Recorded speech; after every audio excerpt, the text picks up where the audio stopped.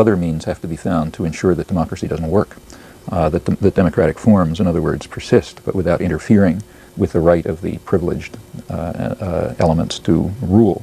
Now, what the privileged elements are may differ in different societies. In modern capitalist democracies, the privileged sectors are those who are the corporate elite, basically. They own the country, more or less. And in fact, more, not less. They effectively own the country, and they basically control the political system. In the United States, there's really a one-party state. It's a business party with two factions.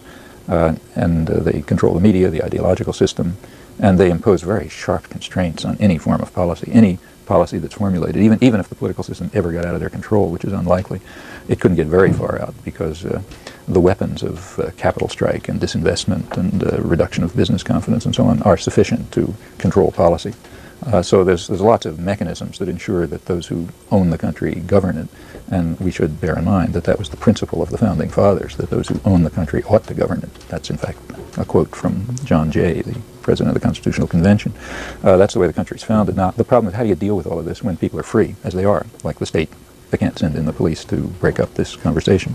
So how do you deal with that? Well, a lot of mechanisms are used, and one of them, primary one, is thought control, indoctrination.